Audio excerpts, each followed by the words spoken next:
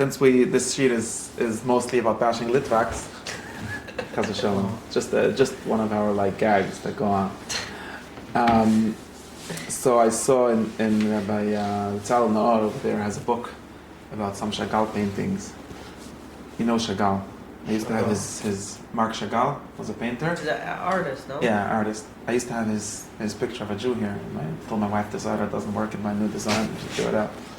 Anyways, and he was like a very I don't know how you call it, like imaginative, very like what's that book? Like a blue book.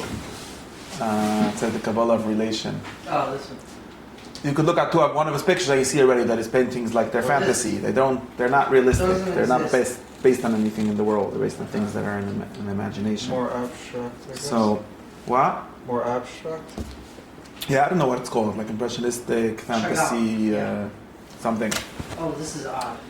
Yeah, they're very odd. They're like not. Some of them are really odd, and some of them are very odd. Yeah. Okay. So you understand what I'm talking about? Yeah, bring the book. Yeah, Oh. So it says in this book, Rabbi Tzal quotes him saying that, and he was comparing himself to another painter that like more to the Zach, with more structure, and he said, so I'm a chassid and he's a mesnagit. The painter is also a chassidim and litvaks.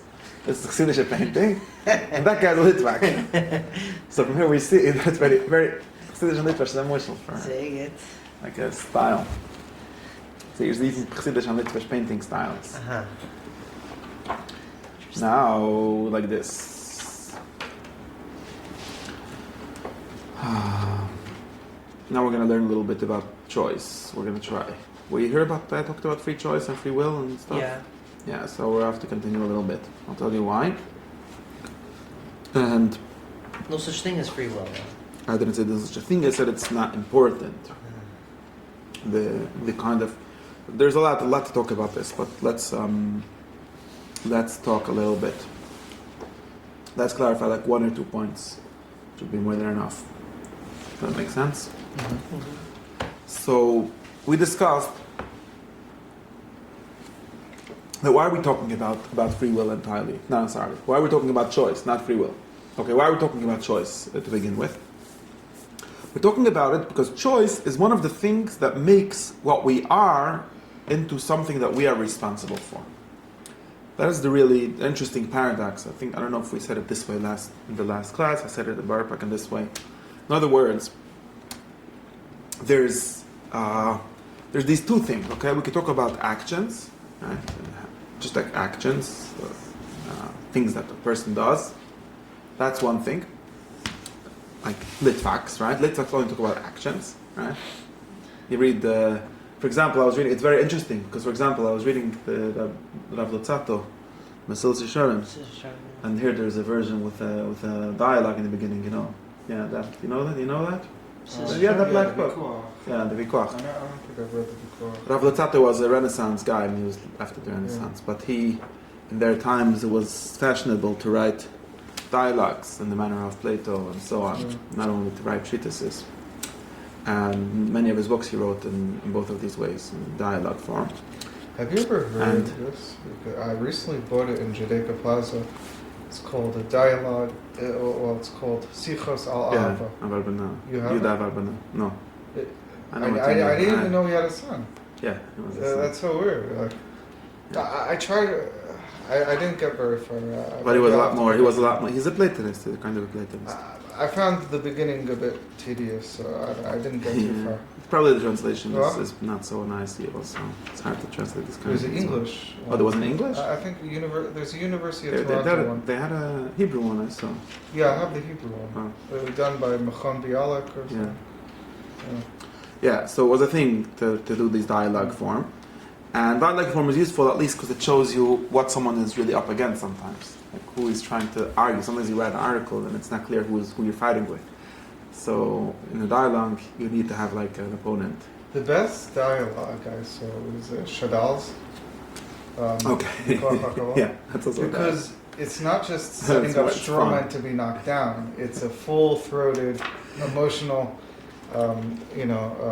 Yeah, the Michal's, how do you call it, his like partners in the dialogue, interlocutors are not very advanced usually. They're usually not very good representatives of the other Shitta. But in any case, if I was noticing there, and we have to do more reading of that because it's related to all the subjects that we're talking about. But like his big thing in the beginning, he's up against someone he calls a Talmudist, it's like a Nigla person, a Litvak. And he tells the Litvak that he doesn't know there's knowledge, right? His like big thing, which is something we agree with very much, right? So, although we don't agree with the way Mr. Shem frames it. This is not a Mr. Shem bashing class either. We're not here to bash the Mr. Shem. I'm just trying to use him to illustrate a point. So what he's up against over there is very clearly someone who thinks that actions are enough. He's like, what do we have to do in life? Well, we have to do what the law says. And of course you have to have kavanah, but that's not like the major thing. The thing is actions. So it's an externalized version, or like we say sometimes, it's making people into machines, which are things that are judged by their products, not by what they are, but what they produce. You produce mitzvahs, you're a good guy. You produce a virus, you're a bad guy. That's actions, right? Now, actions for the most part are there. That's the theory of actions. Now, contrary to that, there's this theory of something more internal, right? Something we say what you're on the inside, things like that. And now that theory is something that needs a lot of explanation, a lot of differentiation within it. What do we really mean by being something on the inside? What you are, not only what you do. That's something very, I think, that's given to very many simplifications and a lot of nonsense that people say and believe based on that, right? So, as an example of clarifying that, we've done a lot of clarification on that point in our discussions of actions and character and midas, which is not something external, but and I think that there's both kind of mistakes. There's many kinds of mistakes in this. But to be very clear, when we talk about midas, right, having good midas, we are not talking about some actions, right? Because the whole point, to make this point very sharp, the whole point of being a good person in Aristotle world, the Rambam world, is that it's a good person is someone who doesn't necessarily do something different than a bad person who is self-controlled, right? That's the important. A good person. The important difference, right? There's good people and there's bad people who have self-control. Sounds very Tanya. I remember when I the Tanya. Very Tanya. Yes, I agree, and this is another thing. I think that the Tanya makes some of the mistakes that, at least from the Rambam's point of view, the Rambam, the Tanya agree very much that it's not enough to do the good things, and I think that's why the Tanya, just to be very clear. Yeah, because he says that in Russia could be someone, or a Bainani, could be a Tzaddik Gomer in actions-wise. Exactly. So. I think that the Tanya brings this into very sharp relief with that statement. Although I think that what the Tanya calls at tzaddik, what he calls internal, is not the same thing as what we're calling alternative. The Rambam, the beginning of Parakeh says, yes, no, just like this. Why does he compare the two though? Yeah, because the Rambam, and we're going to get to Parakeh and discuss it at some point in the next 20 years. Parakeh is explicitly about this, but it's assumed. But he says it goes hand in hand, Maisim and Midas. Oh, you mean Parakeh? Yeah, Parakeh and this. I don't know Chazdayas. We're learning from it, but no. Why do you say it goes hand in hand in Parakeh? It says just like you have to be good at Midas and Deis, right? No. I know what you mean. No. I see what you mean. I don't think that's what it means. That word, that line. But let's stay here. We'll get to that. You mean the Chacham Nivdal Deis? Yeah, I don't think. I think the second thing is also not also internal there. I'll explain. In other words, it's still midas. It's not nas. Of course, there's nasim that go with the midas. But what he's trying to say about deis over there means opinions, not midas. Deis over there doesn't mean midas anymore. It changes meaning. Oh, really? I think. I'm left to read it inside. Wait, let me come back. In this sense, so yes, to be very clear, in this sense, the Tanya, and I think this is why the Tanya gets into this whole, and the Tanya, as a good Litvak, ties himself into knots by trying to explain this and working it out with the Gemaras and so on. And I'm pretty sure that the Tanya's Gemara is the wrong one for this subject. It's not. Tzaddik Gomer, of course, doesn't mean this ever. And maybe it means like that in the Ryan Hamlin, this other that he quotes, another thing that needs to be research needed. But the Tanya is trying very hard to establish this thing on like Chassidus in the same in the very broad sense, right? In the very broad sense, Chassidus and Musar and Kabbalah and philosophy, they all agree with this statement that actions are not enough. They're not only they're enough, they're not the main thing. But how to spell this out, to spell out what it means, this internal thing, what does that consist of, that is something where people get very confused. And what I want to do today is to give some clarification of that based on the Rambam, based on Aristotle's understanding of this. I think that's the thing. So it seems to me that today that like it's a different motivation now, because today like people don't have this sense of hierarchy in which that would motivate your actions. You know, like this is your responsibility, you go and do it. That people need inner motivation now. Okay, so very good. So what people are looking for now is a different thing. Is really the thing is free will. It's not what we're talking about. Because okay, wait. Let's see if we can make this very clear without getting lost. So we're saying that it's agreed by. So wait, I was starting to talk about the Mesilas Yesharim and I didn't finish my sentence. So let's try to finish that sentence and then get to this one. Mesilas Yesharim, as an example, is very clearly against someone who will say that. But for example, he pretends that person is a scholar, and his opponent, Luzzato's opponent, is like a scholar who reads philosophy and science and so on. But of course, that scholar is a very bad scholar because he didn't read the ethics. And Luzzato is like he's saying that about his. No, he doesn't say this. I'm saying this. He's telling him how his main point is how there is a wisdom. There is something to be studied in ethics. That's really Mesilas Yesharim's point in his Akdama in both versions, but here you see it clearer in the dialogue. And because according to the opinion of the people who are into action, everyone agrees that they need some level of kavanah or some kind of internal, otherwise it's not you doing it and so on. But they think, oh, that's simple, because that's like basic. And then like his description is like the Hasidim, and the Mesilas Yesharim talks about Hasidim. The Hasidim, the pious, the super pious people, who are busy all day purifying their internality, like the Litzak looks on them and says, you're wasting your time. What are you even talking about by all your Muslims? You're just repeating simple stuff over and over. And Luzzato is trying to answer that charge. Well, then you have the Nefesh Chaim who says it's good stuff, but it's not ma'akev, it's not... Right. So I think that, I don't know very well what the Mesilas Yesharim thinks precisely about this. I have a feeling that he's, at least from my standpoint, also somewhat confused, but I can't really show it right now. But what I think is that we need to distinguish a whole bunch of things in this internal levels of things. So there's one thing that I already said many times. Does Mesilas Yesharim put at the beginning action because it's like Zahiros, Zeriz? Yes, but we have to. I don't know how he understands it. Yeah. I also think that he misunderstands Zahiros. There's a lot to talk. That we have to. I'm just using that as a way to talk about this thing. I was saying that his opponent that is not really a philosopher. Like he pretends like, oh, we need Musar, you need whatever this study, Kabbalah, whatever it is exactly that he's putting in against that. It's not really true because the philosophers are the ones that invented this kind of internalism, and of course they don't. Aristotle at least doesn't understand it in the way that he understands it. I think there's a big difference here, which we have to get to. For example, one thing that we've talked about many times, maybe we'll be able to make it clearer today, is that internal, we say midah, so what does it mean to have a midah versus to just do the action, right?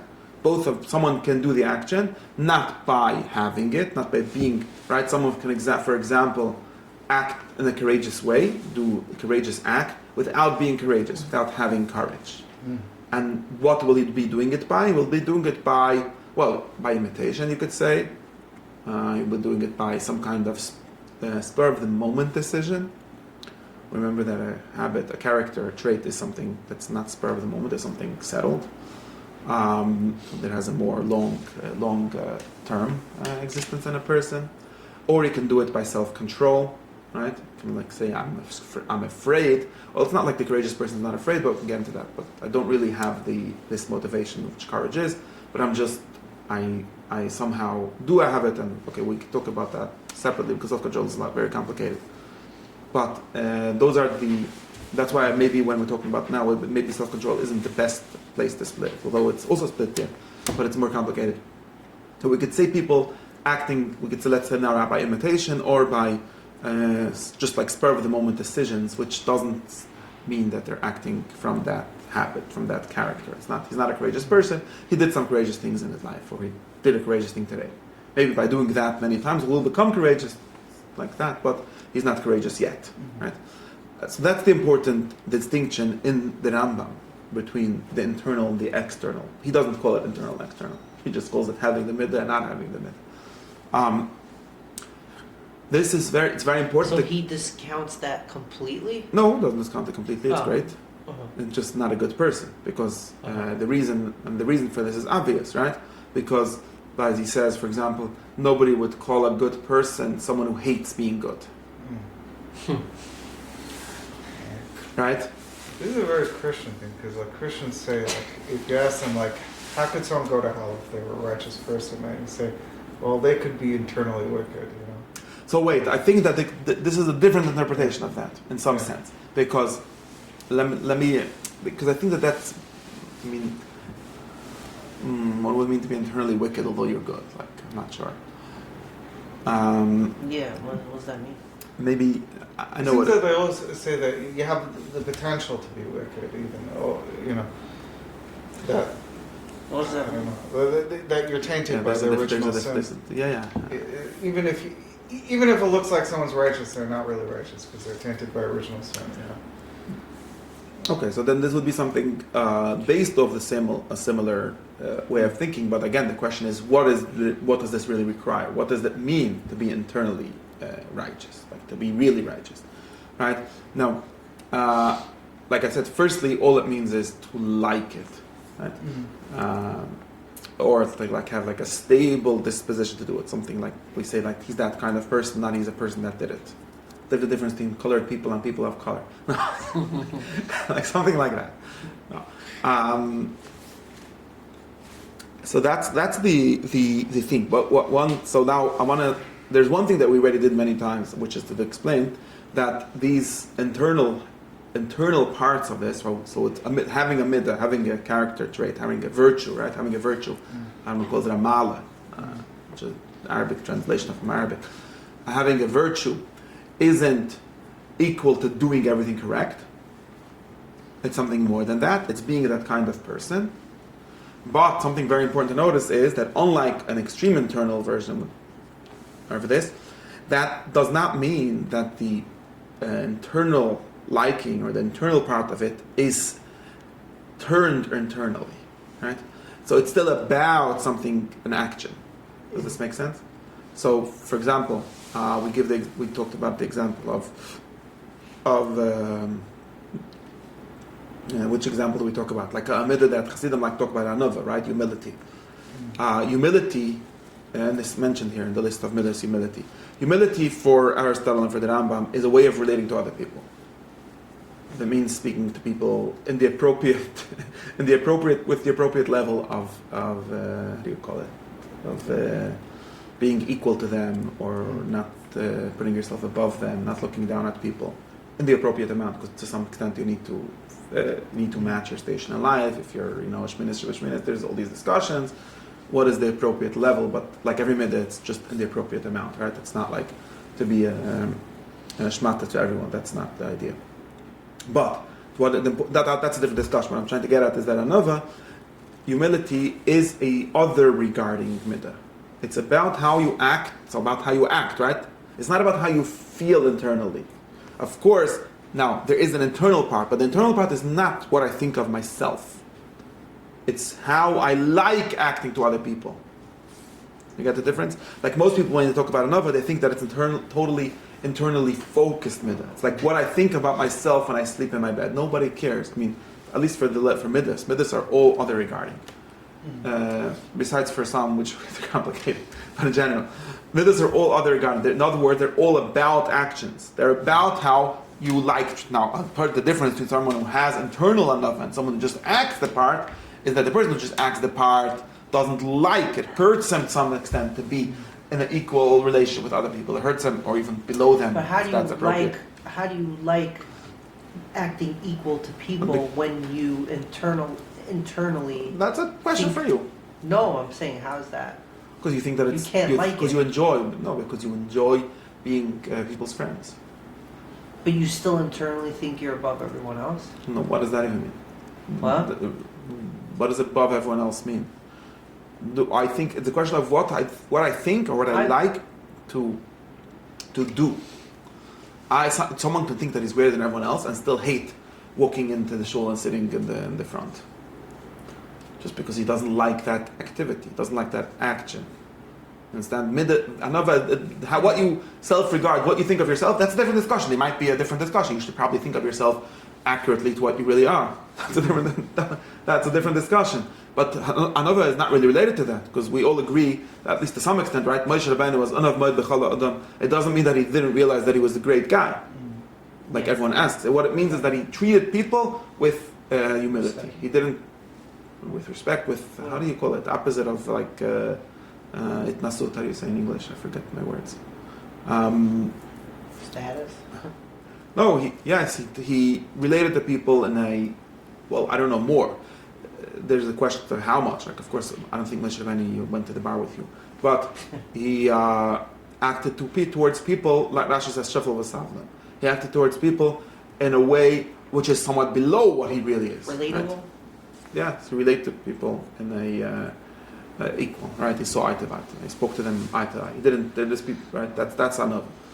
What I'm getting at here is that all midas are really external things in the sense that they're about other people. They're about how you act in the world.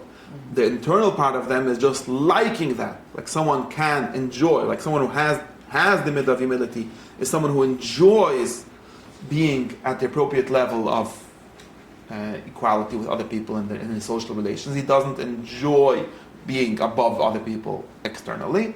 And the person who doesn't have the midah enjoys the opposite, right? Someone has a bad midah, the person who likes being on top of everyone, or the person that's self-controlled likes being on top of everyone, but anyways overcomes it to act nice in a nicer way. That's the midah. That's the number one distinction, and this is a very important distinction because I don't think you will find, at least for these middas, there are some middas that are, maybe you could talk about middas between the person and God, or between midah like we discussed this over here, I think already, that even a midah like precious, temperance, which is what people would think is a midah, about how you relate to yourself, like how you, not to yourself, like to pleasure, is really about has a social function. So it's really about how you act. It's not really about how you feel. It's not about how much you like food. It's about you like eating in the appropriate amount, and so on. So it's at least an action, and even there's another level, but it's not our conversation now. What determines the correct amount of liking physical pleasures is what is conductive to society, and not what is. That's a different discussion. There's other levels of this, but that's the meaning over there. So that's one thing. That would be one important distinction. I don't know what the Tanya thinks. I don't know what the Moshe Hashem thinks. All of these people, all these things are research needed. But what is important is that this internal version of internality is not a internally focused internality. It's still externally focused, because what the midah is the settled liking of the action. It's not something entirely disconnected from action. In other words, and what's the big difference is that it doesn't really make sense. It somewhat makes sense, but it doesn't make sense as much to say, I'm really a good person, but I don't act well. I end up fighting with everyone, but really I love them. Because what do you mean, why do you fight with them if you like not fighting? But you're saying I love them, you mean to say, you don't mean I love them in my heart, you mean I don't like fighting with them. And then you're just in a contradiction. Now that happens too, but then that's a real contradiction. It's different, right? So you'll notice, now I can go back to talk about what we call about internal conflict, right? Not being self-controlled, or in Greek akrasia, not being self-controlled, or in the Rambam's language, the Rambam only has a self-controlled person, but the opposite of that, not self-controlled person, then we can understand something interesting here, that this does not mean, this is the important thing, it does not mean acting not in sync with what I feel internally when it's self-focused, right? Like, for example, let's talk about something like the correct amount of loving your friends, of being good to your friends, right? Which is the midah of friendship. Friendship is very important midah. Right? Friendship. It's a mitzvah to be friendly to other people. Very important. Much neglected. Now, the mitzvah of midah of friendship, well, the activities of friendship, you know what they are. You hang out with them, and you help them, and you do business with them, and different levels of that, and so on. But what is the internal thing? It's the being the kind of person who is a good friend, right? So we could say he likes. There's more to like than to liking. There's more to it than liking, as we'll get to today or next time. But at least liking. Now, sometimes people say, I love my friends, but somehow, every time I get together, we end up fighting. So I end up being a worse friend, right? I'm not, so some people talk about this as like a conflict, right? The Tanya's conflict, by the way, the Tanya doesn't talk about other human beings at all. That's one big difference in Tanya and every other Muslim book and so on. They're just focused on internal. The Tanya is only focused on between you and God. He's never focused on human beings. So it's a different discussion. But the Tanya's version of this is, I think, also similar to this in some sense. Because the Tanya says things like this, I love God internally, but I end up fighting with him all the time. Well, what does that mean? It's not the same, at least it doesn't, you see that by him, the internal thing, it means something different than what it means here. What it means here is to say that I have someone that would say, well, I love my friends. In other words, when I'm self-regarding, right, when I'm thinking to myself, I say, well, I like them, but then I'm not a friend to them. So you don't have the midah of friendship. You might have some other midah, I don't know, or some other, something else. But the midah of friendship is not something you have. Because the midah of friendship is the being a good friend, stably, somehow automatically, we could say, well, not a good word, but like being the kind of person who is a good friend. And not like having to look up your friendship book, like how to be friends. How's it called, the book? How to get friends. How to win friends. You don't have to look up that book every time you go out with your friends because you're already that kind of person, right? That's what having the virtue of friendship is. And now we could see that the conflict people often talk about is very similar to that weird person that would like, I like my friends, but I'm not a friend to them. That's not a conflict between the internal and the external. In the Rambam sense, that's a conflict between some fantasy you have or some other thing. We could find a word for it and what you really are. It's a different level conflict. Does that make sense? Clear? If there is a conflict, then now there is conflict like that. There are conflicts. There are people who would say, like, in some sense, I am a good friend, but I don't. Man, sometimes like someone say, well, I'm a good friend, but sometimes like I get mad easily, and then I don't act like a good friend. That would be a better example of someone having the real conflict, in which then you need self-control. Before that, you don't even need self-control, you need something else. You need to learn what the midah is at all, or to start having it in some sense. Saying he could be good at the midah, but some outside other midah is conflicting with that midah? Something like you forget, something like, well, of course, part of the midah is not to get mad at it, at your friend. It's like another thing. It could be you could call it that way, but it just works. Like a good friend is not someone who gets mad at his friend all the time. In some sense, maybe. At least not too much. So you could say something like, well, yeah, like my anger problems are getting in the way of my friendship. So I am a friend, but I'm somehow not, it's not being actualized correctly. Now you have a problem. It's a different level problem. You understand the difference between these two versions of internality. Like, there's someone who just thinks that he likes his friends because when he thinks by himself that he likes them, but he doesn't actually have any internal virtue of friendship. That person for sure goes to hell, you understand? Because it's not like you have a bad, you get what I'm saying?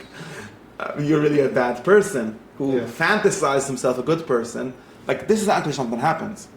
People like fantasize themselves better people because their fantasies are not about other people, are not about living in the world, are not about acting in the world, right? My fantasy is that I'm a big lamdan because, not a lamdan, like a masmid, right? Because something like I would have wanted to be the kind of guy that learns a lot or something like that. But I don't. That's not what you can't come and say, well, I'm internally a lamdan and just have like some external hindrance, something that's blocking me to actualize it. That's not what's going on. Because someone that's someone like who loves to actually learn, but sometimes he gets angry, sometimes he gets distracted. Then we can talk about that. But you're not someone that loves to learn. You love the idea of being that person. That's another level, right? Or my example of friendship would be even clearer. You understand what I'm saying? So this is important. So that's one important clarification. It's true that these midas are internal. Is there even a lower level than that? There's lower levels than everything. You can always go lower. Never be messianish. It's always worse. It could always be worse. And you cannot even have the fantasy. Right, that's obviously. what I'm saying, yeah. Yeah, it's very nice. But like what I'm getting at is this thing like people like to say, like every Yid has a good will. I don't think that's true in this sense. Every Yid's a big tzaddik. Every Yid is big tzaddik because he has a good rotzen, right? He wants to be good. That's very cute. Like you want to, like if it doesn't hurt me and if it wouldn't have any cost, and even then, not everyone. And if it doesn't mean anything, that's the important thing. It doesn't really mean anything, that fantasy. It's like a very far and fuzzy fantasy. That's not the same thing as being the kind of person the Rambam would say. When the Rambam says, you see, this is the funny thing, when the Rambam says the internal is important, right? He's focused on that. He's not talking about that. That's the important thing. I know the Rambam is Gerish and that all of Siddish is sort of misused, but that's not a discussion for today. But the point is, that would not count as an internal midah for the Rambam's purposes at all. It would count as something separate from that. Because there's a difference between like internal and is like the external will put you in good standing with society. You won't go to jail. You won't. Mm-hmm. But the internal will is a spiritual quality. You're freed from certain things that drive you crazy, that don't allow you to have that don't allow for a certain amount of spiritual clarity. Right, but that's whatever you call spirit. That would be related to a whole different goal, like what you're calling spiritual clarity. Yeah. Where we're not up to that goal. If you're bothered by an ego, that will take up a lot of bandwidth. Will take up a lot of. Right, but why is it a problem? What is this spiritual clarity that you're looking for? What is that for? All right, I think it's a real thing, but it's a whole different level of discussion.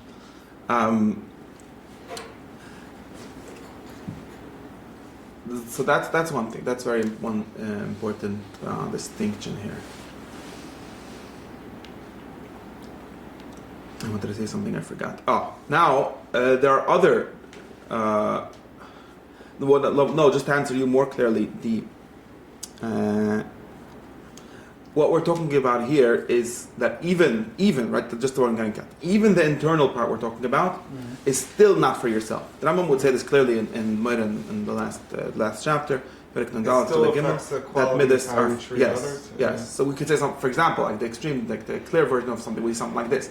Someone who is I don't know how you call the correct middle with regard to others' money, right? Something like the opposite of a thief, right? Or someone, I don't remember what it's called. Something like, right? A honest person. This is complicated. A just person, a trustworthy person, right? Now, is like the Shaloi Lishma version, or the external version of that, which is like he doesn't like it, right? He's just afraid of going to jail, right? Mm-hmm. That would be someone who does everything correctly, like we call in Sfar Miras Ha'onish. Does everything correctly. He's trustworthy as long as the police is looking. Yeah. But since many situations the police are not looking, or it's hard, it's right? Right? When there's something and social circumstances have many such circumstances. Mm-hmm. It's not really true that society can only care about the level of Yiras Ha'onish, because we do need, for social purposes, we also need good people who have like what we call a moral backbone, right? They have to be really good, and that means he likes being trustworthy for its own sake, right? He thinks that it's good for him, and he's the trustworthy person, not he's an untrustworthy person who is acts within the bounds of society, he doesn't want to go to jail and so on. He's a really good person, and that's the kind of internality that is needed for social to work, right? We don't really want the world where everyone is only acting out of external fears or things like that. We do need, even for social reasons, or the same thing for all midas, I think, at least because the law is not the only external thing that forces people, right? Honor, and you're going to be embarrassed, and other things. But it still doesn't cover enough. There's many human situations in which what stands between a bad society and a good society, like, people talk about high trust societies. I forgot the sociologist that invented that term. I forgot who. In the 70s, recent. There's a concept of high trust society and versus a low trust society. And the high trust societies and some of it's not like it's disconnected from the enforcement of laws and so on, but it's also really an educational thing. At least that's what Aristotle and Plato and all these people would say. It means that people are educated to act mostly in trustworthy ways. I saw a study once where they say the high trustworthy societies are like the most the biggest Einstein. If you because you've never seen crime, you never see crime in certain those kinds societies of crime because you're constantly afraid of your life. Certain kinds of you for your life, more like if you have to kill someone, you're probably already past the level of having a high trust society. But some things like people say things like this. Things like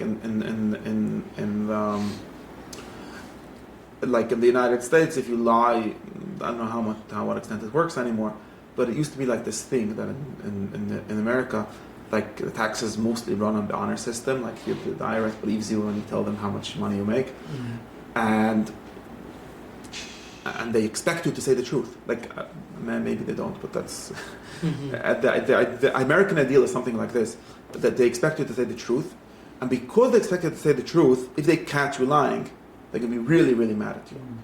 Like in a different system, the European system, for the most part, if you go to Israel, you'll see they don't expect you to say the truth, and therefore they don't believe you for what you can't write anything on a tax return without a receipt, without like the state already knowing about it beforehand, because they're assuming that everyone is lying, and therefore when someone is caught with a lie, it's like, okay, we'll put you in jail for a month, whatever, move on. You understand? That's something like what you're describing. But in any case, what for my purpose, the important thing would be that high trust society, which is a useful society to live in, even begashmis, like it's not only like B'rachman is only Olam Haba. For Olam Hazeh, it's also pretty useful. It cannot work only by people acting that way. People it has to create a certain kind of human being. So we need schools and education. Of course, culture educates, the TV educates you, and so on, right? Because there's the variety. I think this is one of the reasons, at least, because the variety of human situations is so varied that you can't rely on there's a form for everything. There's never going to be a form for everything. Therefore, if you rely on forms, there are always going to be people that find the loopholes. If you rely on people to have their judgment and to be more or less honest, decent people, you will end up with a lot more stable society, something that's a lot more reliable. In that way, this internal thing that we're looking for, this is why we don't call a person, like, for example, right, last week I talked about murder, right? Nobody would call someone, like, even the people that are all about, like, from Tzara Agra, and the bigger Tzara you have, the more Avodas Hashem you have, none of them would be friends with someone who goes around saying, really, I would be a murderer. I would kill everyone that cuts me off in traffic. They're just like, I'm scared because not even I'm scared. I recognize, we can do even a more internal version of that, right? I recognize that it would be bad for me, therefore I overcome my urges to murder everyone. Don't be that guy's friend, right? He's a bad guy. What do you mean he's a bad guy? He has Yetzirah, he's a Shel Pitzra, he's a tzaddik, he should get the most schar of everyone. Well, no. He's a bad guy because he's sick. A normal person, a good person, which means just a person that was well educated. It's not like this is natural. This is something that we've worked on since Hashem came in Har Sinai and said, we're working on getting people to not want to kill people. Because it's not enough to get people to recognize that they shouldn't kill people, or to kill everyone that kills other people and have them be scared of killing people. We need people to not want to kill people, because that's the only way that we get less murder in the long run. And that is why we say that it's not enough to be externally good, it needs to be internally good. This is like contrary to what you get, like that's why you're saying the other versions are different. Like contrary to what you get in Chassidus and in the more like Chavos and the more extremely internalist versions of ethics, where it seems that internalist ethics are antisocial. These are internalist ethics for the purpose of being social, because they're what they're about is still the social activity. They're not about. When I say I don't want to murder, what I don't mean I have a pure soul. Maybe it's true that it's a pure soul. That's a different discussion. That would be caring about a different criteria. But I don't care about my soul is pure. It doesn't want to murder anyone. And we could do this interpretation, but that would be a whole different class. What I care about is something like this guy is. We can pretty much rely on him to not murder anyone, unless it would be very important. Okay. For the existentialists, the internal. Okay, we're going to talk about the existentialists. That went existentialists. against society, Right, very good. We're going to talk about the existentialists now in a second. Did we talk about that yet? Now, this is one thing. Another thing, which we have to distinguish, is another reason, and that's a more tricky reason. Now, a more tricky thing is to distinguish another reason, like that you were trying to mention, about why people value the internal, or something to do with will, volition, wanting, choosing, things like that. And that has to do with an interesting thought, which I don't know how much I can clarify it now. But people would say something, and this is like existentialists say, or some Hasidim say, Katzke Hasidim say, that something, right? We all agree to the basic assumption. The question is how it plays out. We all agree that something that is not about what come. Well, that's something. We all agree that an action or a habit that doesn't come from you doesn't count as a good human thing, right? This is really why we get into this whole discussion of will and choice and all of that, right? That's the first assumption that's agreed on, and the most simple level by everyone, right? If someone, let's say, was born is not entirely the correct thing, contrary to that. Give an example once of being forced to do something. If we're forced, that's for sure. That would be in one extreme example. Or if I could, or if it's something entirely natural. Let's say, I'm not sure about this. Let's say if something is entirely natural, something like someone who's beautiful, right? Someone who's just physically beautiful doesn't get a lot of moral credit for that. It's not a moral thing at all, right? It's if you can praise him, but you will just be praising God for creating beautiful people. You will be praising the person as a person. So this is agreed on. We agree that we need some ingredient, something in the vicinity of choice and will and so on, that makes what I am and what I do mine. What it makes it me as a human being. It makes me responsible for it. Otherwise, it doesn't have a moral value. It just might be good. I'm not saying it's bad. It's bad. Let's say it's not good to be beautiful and tall and all those nice things, but it's not good in the human sense, not good in the virtues, in the human virtue sense. It's good in a different sense. Now, there's really a question.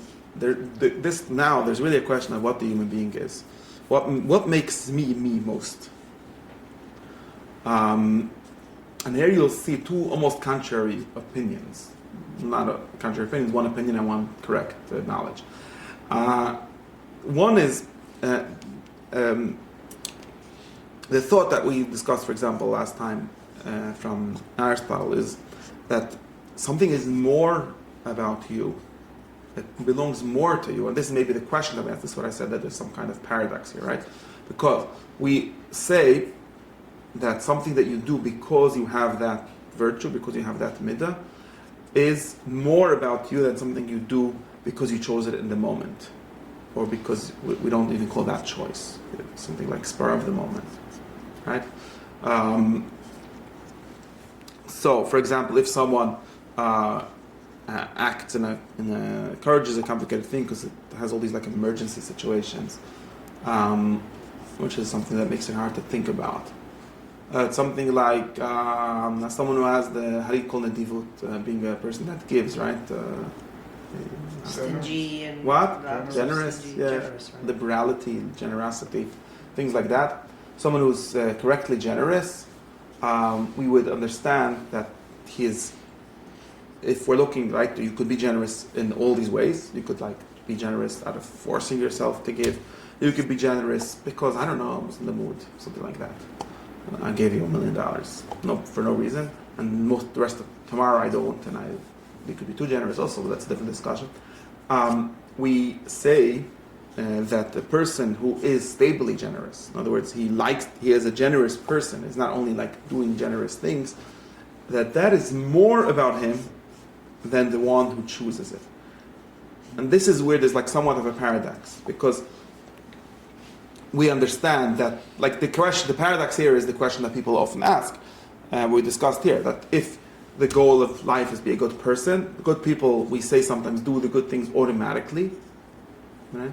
The Rambam's language is from these virtues follow good actions. They follow in almost a necessary sense, not really necessary because it's a human being, not like a table, but it follows. It somehow comes out of that automatically. It's not something there's no step in between that's important. There's no step in between having the virtue and the action. So they have to choose it afterwards.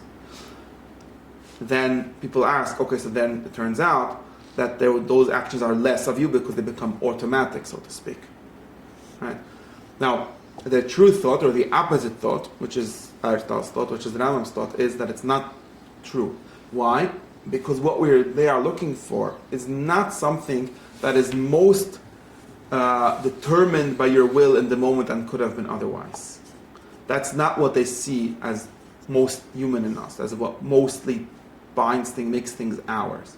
What they think is most human as us is the things that tell us about what we are. Now, in order to be something, you have to have a stable character. Someone who's like, when we say one day a malach, one day a galach, is not anything. So that person is not human at all, because he doesn't have any, what we call internal, like he doesn't have anything that we could say, this is him.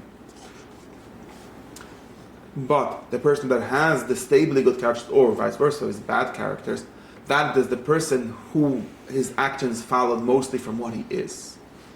And that is something very different from something, for example, that the existentialists, some of them, in extreme cases, are after. And also very different from what many people are after nowadays when they say, things need to be by a choice. This is, for example, right, the nafkamina, the very clear place where this will make a difference is in the value of things done because you have a good education.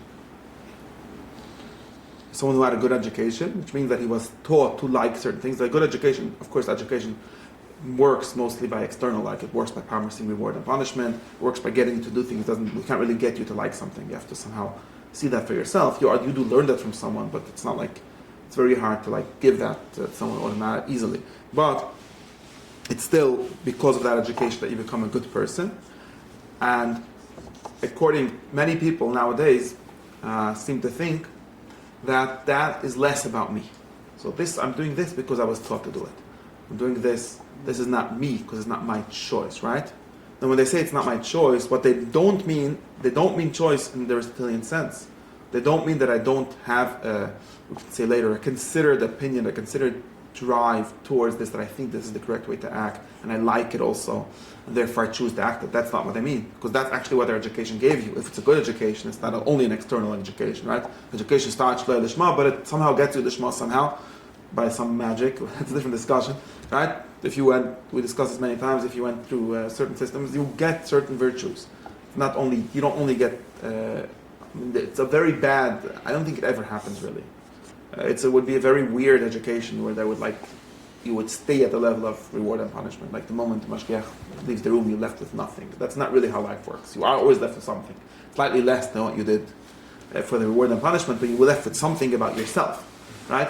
Now of course, everyone agrees that when you're only acting for fear of punishment or for hope of reward, that you're not acting out of yourself. But I'm talking about the next step, right? Once I went to yeshiva and they got me to learn, I don't know, an hour a week, whatever, how long, right? They make you, when you're afraid, you learn 2 hours a day. But then when you're not afraid, you learn an hour a week. That's the amount of the middle day they got into you, right? Now I'm showing you something very simple. And now people might think, I don't think anyone really thinks this, I think people don't think it through, but people sometimes would make the claim that, okay, the fact that you like to learn, that's just my conditioning, that's just my education, that's not me. What are the things that are you?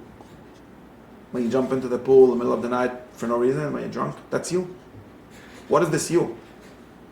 What is this free choice that people are after all the time? The same like the Katz Chassidim who are looking. I'm pretty sure that they're not really confused, that we can interpret it in the correct way, but sometimes the people understand it this way. Like the person that we discussed many over here last time also, the Katzker Rebbe said that if you daven because you davened yesterday, that's not a good reason. And nobody really does that, right? We discussed that. But what I'm getting at is like, if we interpret that as you daven because you davened yesterday, in other words, because my education made me a person that davens once a week, once a day, whatever it is, that is not less me. It would be very weird. Like we have to think, what would be the other option? Like what is more me? It seems, and this is true, if you take this to the extreme, or you make it very clear, you'll see that there's this different version of what choice is, very different version of what will is, and there's has a history, and it has a reason why it came to be. And that is something like things that are done for no reason. Not because that's what I am, because that's a reason. Because what I am just means that the fullness of what I am sees this as a good thing and likes that. There's reasons in that. It's not like, you might not be able to articulate them, but that's a different problem. But there are reasons.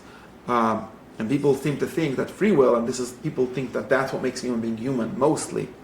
Some kind of free will, like we said, free floating will. Something like, I can choose to be anything I want. And then if you're the person that you were taught to be, then you're not authentic. Remember the word authentic? Now, authenticity is actually a fake thing in this sense. Because authentic to what?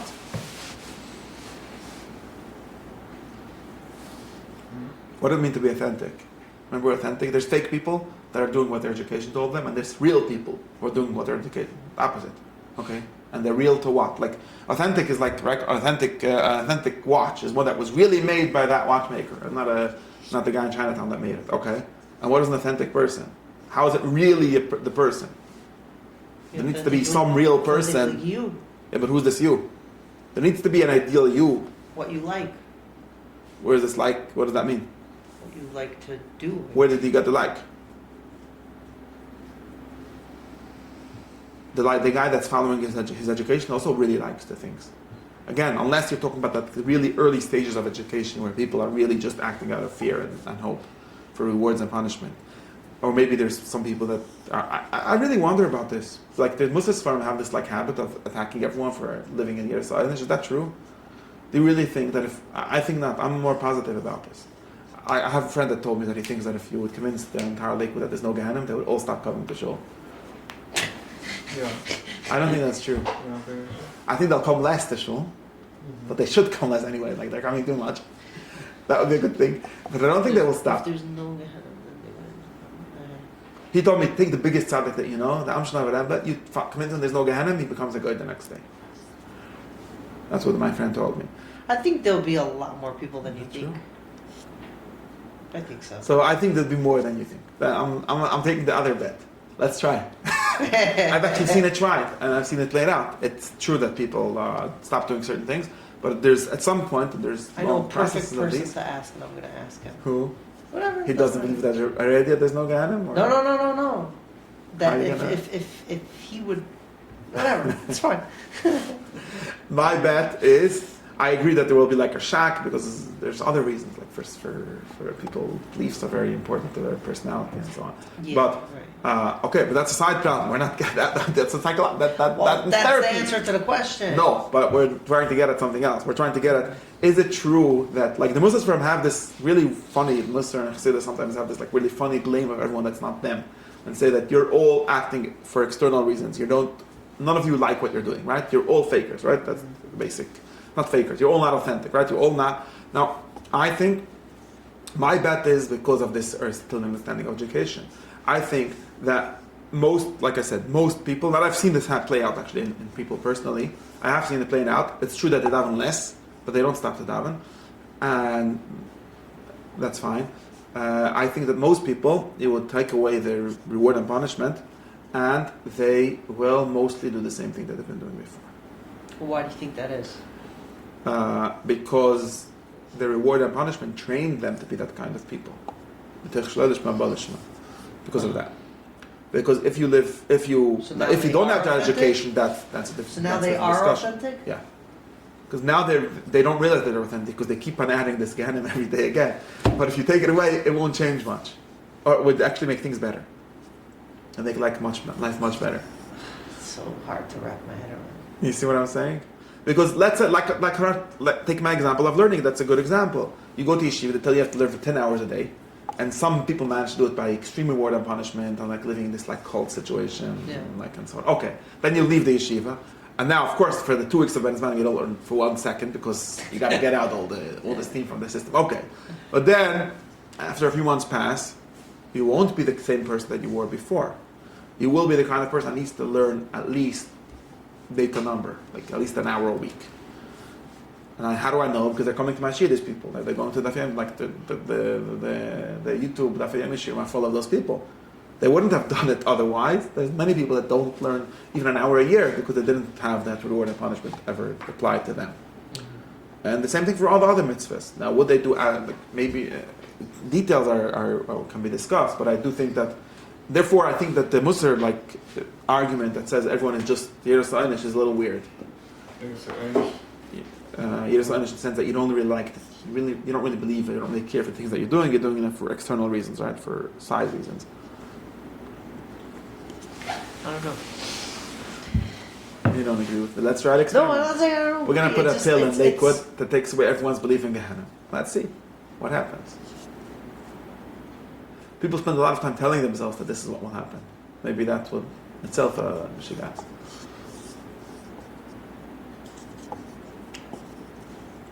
I don't know.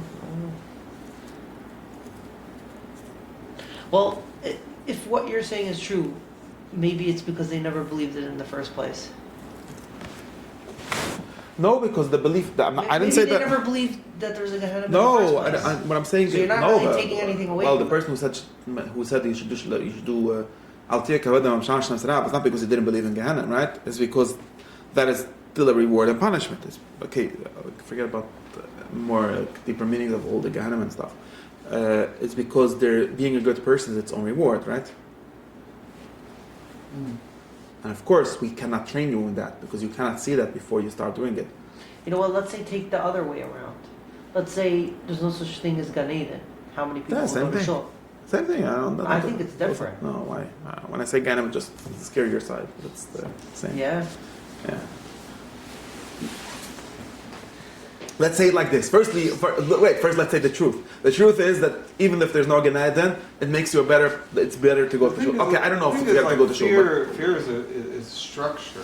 Like people have a hard time doing things without structure. Let's say if I don't have a job to go to, I'm not going to get up in the morning, you know? Okay, so that's what the study was saying. The perfect society is the one that's constantly in fear. No, but that's no. I don't think that's what the study was saying. I think too much fear has diminishing returns, though. You know, right? What I'd say, but that's not a problem. See, that's a different thing. You might say that is that structure a good thing by itself? Is the structure consist of maybe the question here is does the structure consist of these beliefs? I don't think it consists of these beliefs. I think that those beliefs reward, punishment, things like that. I don't think it consists of that. Even if you talk about a high trust society, forget about the religious things, right? The trustworthiness of the people doesn't consist of them knowing that the government will put them in jail for 30 years if they lie.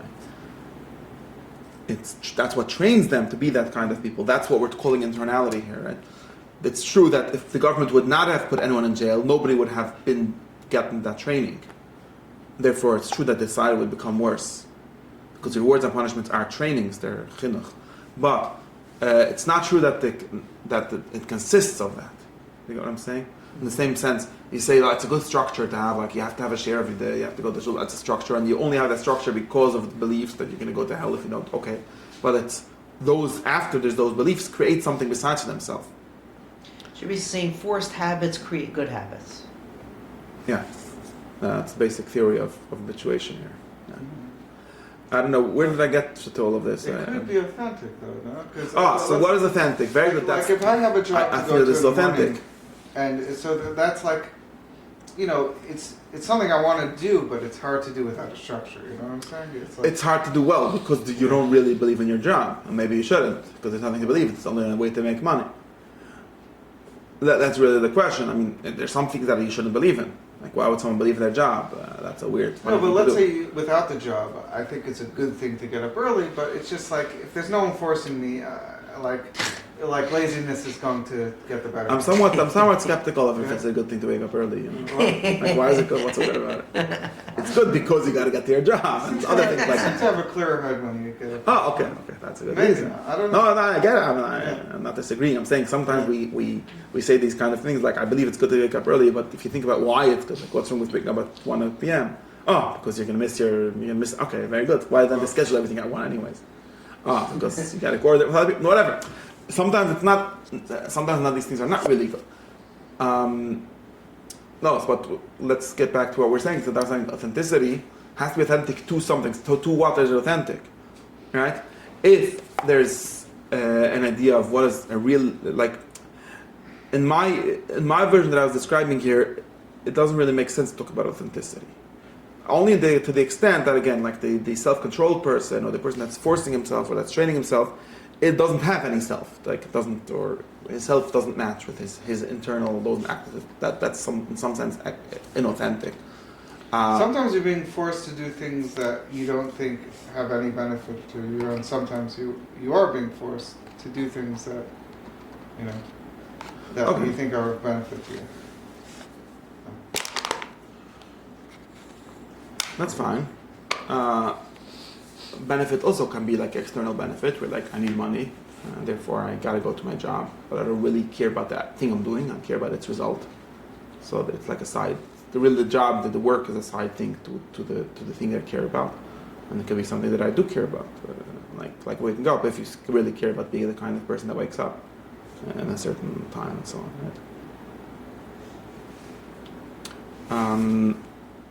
right? So this is what we have to understand, that this is some versions, I think that some modern versions, some like existential versions of this like thing called authenticity. Of course, the existentialists have noticed that authenticity doesn't really make sense because by their version of it, and people like want to be what they are, like what they chose, and sometimes it's just defined by not what you told me. That's very babyish, like a teenager. Like I'm going to do everything my parents told me not, because that feels like I'm doing it. Okay, I get it. That's like that feeling I get, but it's not real because who's this you?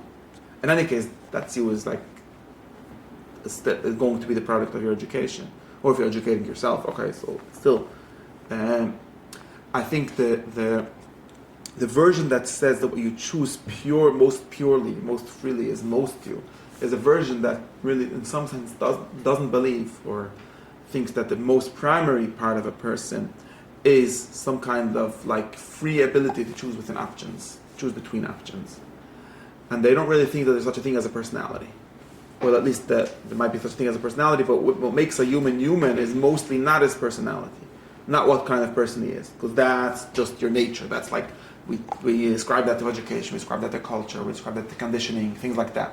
So what makes a human and what like makes an act morally worth talking about, right, or humanly worth talking about, is some like some very weird thing. Something that, like I said, no, I don't think anyone ever experienced that thing, because that's not really how life works for the most part. But some kind of like free choosing of a life, or free choosing of a meaning, which means from possibilities, or even from possibilities maybe it's too limited, so from infinity. I think intuitively a lot of us think this way, because we're too intuitively taught to think about like choice as choosing between possibilities.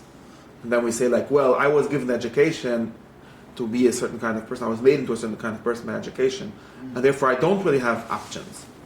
I don't have optionality. I can't be a different kind of person. I could be a little here, a little there, and then like say, oh, so that's the little word. Like, I had a friend that makes Chassidish hats, and he told me he had a store with Chassidish, like a Chassidish hat store. He told me that in his store there's 375 different kinds of hats.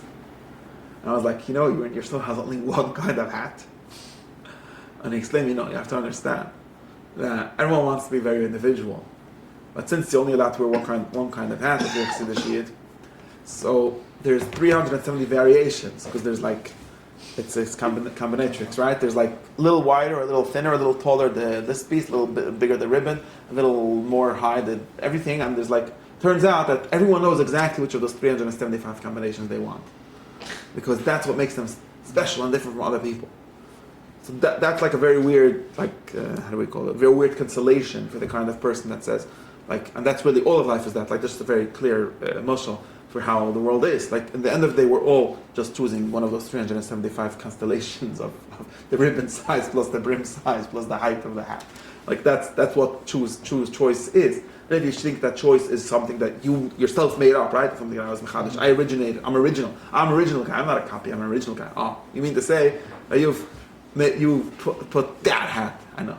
And that guy that has the hats, the never has to go to China to the factory and tell them to make like, and they realize that you need a microscope to know it's different. Like, it's normal person looks at it, it's the same hat. I don't know. No, if you live in that community, you notice all these like tiny differences. Okay, but it's fake.